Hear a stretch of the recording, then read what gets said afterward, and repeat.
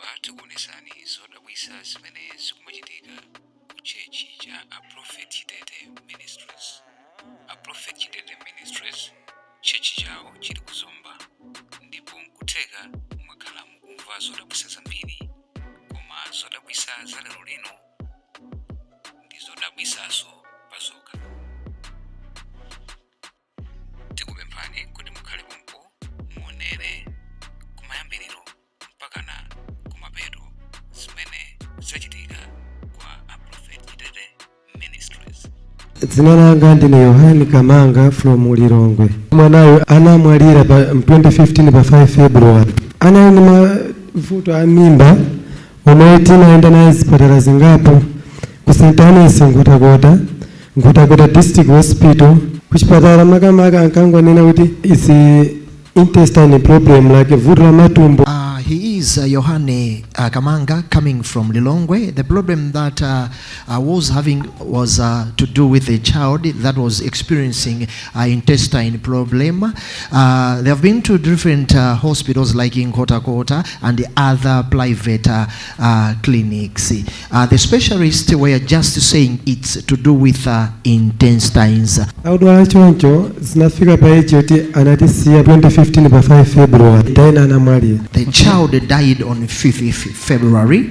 Achipatala anatipasa thupi tinakazika kumudzi kwathu kungala chakudwangwa Nkhotakota. We took the body to Ngala in Nkhotakota, somewhere in Dwangwa. Yes, tinayika maliro. In other words, we buried the body. Ntemina ana mwalira anali zaka zingati? She was 6 years 8 months. The time she was dying, she was 6 years and 8 months. Ifeyo monga tine ndakazanga sinasimikiza kuti mwanayo wamwalira.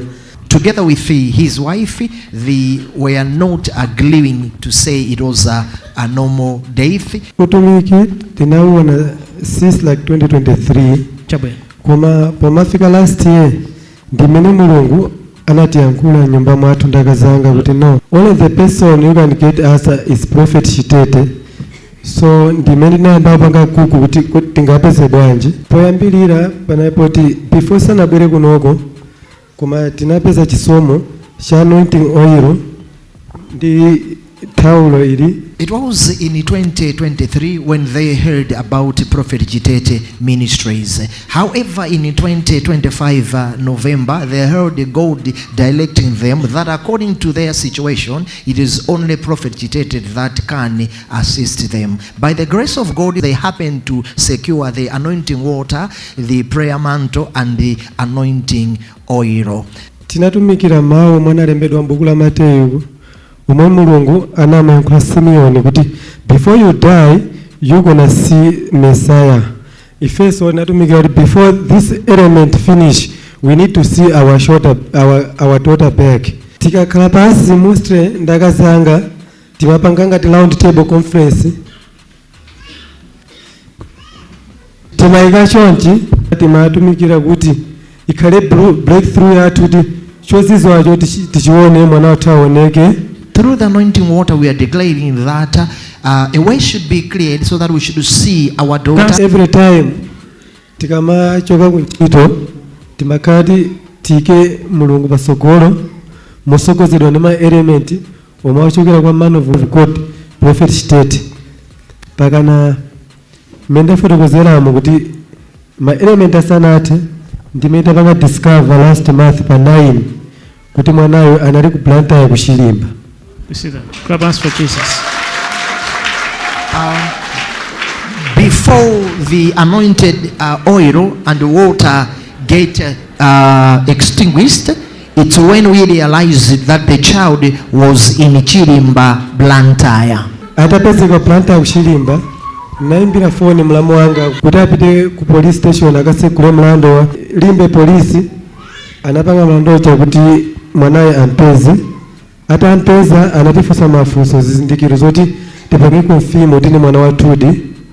Nde pafoni pachanauza kuti mwanayo by the time she was like 6 months old she had a problem with immune system vaccine at left palm. There is a wound and makutum alitima tima enjete ngati tima birthmarks.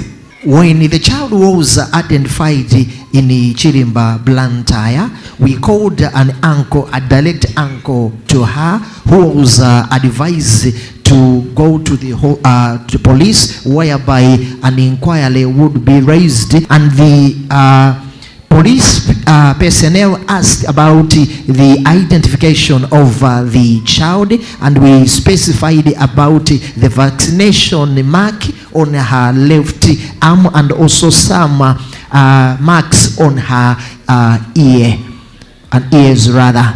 So with those proof, it was identified that and proved that the child is mine. A police anatisimikizira china chichose chomwe tinafotokoza online china report ndipo chikanalipo. After the investigation from the police, they indeed verified that the marks that we were claiming were there, they were proved that they were there. Atafika ku nyumba koma amene akatucheza naye zoti akumati pasa umboni akuti chomwe chinachitika pomwe timati kutulusa maliro iye akuti anatukira pakhomo kumpitisa kumwe amakhala kuchilimbako. Koma because she was very young, analepera kudziwa chomwe chimachitika. By the time they were bringing out the corpse or the coffin from the house, it was also the very same time they were taking her. But getting back to the root cause, it's showing that by then these people that took her to Chirimba came to Nkhotakota, and by then they were desiring to have a child. Takulandira nchemwa. Ziko mwambili. Ziko. Mukhoza ukumbukirako zimene zinachitika. Nangopezeka na ikuseliwa chisewu Chirimbawo. Temene nayoti nagwada. I just realized I was found in the house right in Chirimba behind a door. She realized that she was squatting by then. Ndinosangalo wambili. I'm excited Ifuenda kumanaso ndi makolo wanga kumaso that I've been reunited with my parents. pali nyengo zina zomwe ni madusa asitovuta mmene makhala wakoko. Tuuzeni niyo chimwemwe chanu ndi chotani. Kwa ife si chimwemwe chokhacho koma tapanga approve kuti indeed Mr. Chitete is a saint from God. It's not only about the joy that has filled our hearts, but it has gone to another further extension that Prophet Chitete has been sent by God to the nations. Ena osakhulupirira That are non-believers, kuti Mulungu achitadi zimenezi. that God has ever done such a thing. Mwawoza zotani. What can you tell these people? Ineyo advice yanga panopa ndaima ndi pa social pa television. I know it will be televised by many medias, and then I do encourage everyone, if you have problem, don't let down a man of God by the name Prophet Chitete. This is only the answer we have in our generation.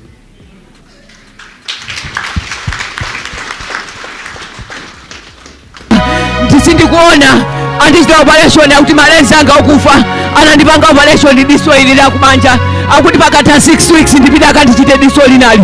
Sindikuona ile ndikungona khungu maso anga usewa. She has lost her sight. However, the hospital has tried to conduct a surgery on her eyes. However, she is not able to see, but she's trusting the Lord that she can regain her sight through the name of Jesus.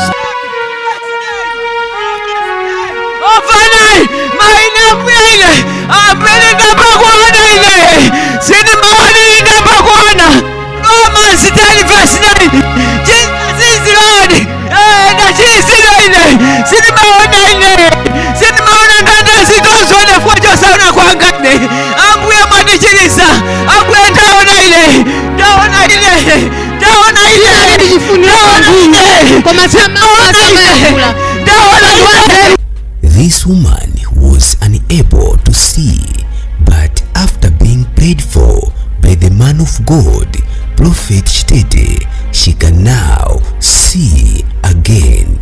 Indeed, the power of God is still doing wonders. Jesus Christ is the healer.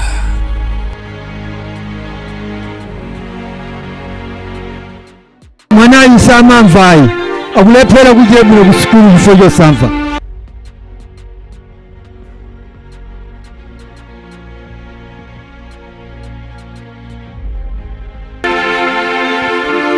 Kole bwanji Ndi bwino kayi.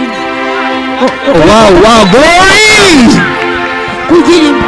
makhala kuti Kuchilimba. kuchilimba akumva tisopano mwana wanotu. Look at the child now is able to hear. May the glory be unto the Lord. May the glory be unto the Lord. mayi ake anandimbira phone from South Africa kuti mwana anasiya kalekale kumva moti ku school panopa sizimayenda anasiya ifo chosamvako anangogontha nkhutu basi samva china from chichonse. attending classes because she was unable to hear and Mulungu she wasn't alemekezeke. prepared. uli standard yani 6 kalowa 7. ukalowa 7. Now the child can hear. Mwana akumva tsopano. She was not able to hear. Samamva. Thank you stand up. The Lord has opened the ears. Amen. You can hear now. Atakumva Thank you. tsopano. Amen. God bless, God bless. Amen. Amayanga sakuona chifukwa She's cha shuga unable ndi to BP. see because of sugar and diabetes. Panopa kusaonako akutha miyezi 5. It's over 5 months. Asakuona.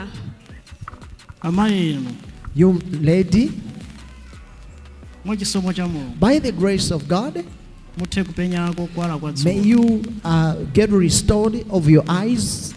Pakhale kusinthako pa Let moyo wanu. there be a change upon your life. Yimirirani. May you stand up. Mundiyang'anisiseni mukuona Look munthu otani. at me. Oyela. Wow. Let's clap hands unto the Lord.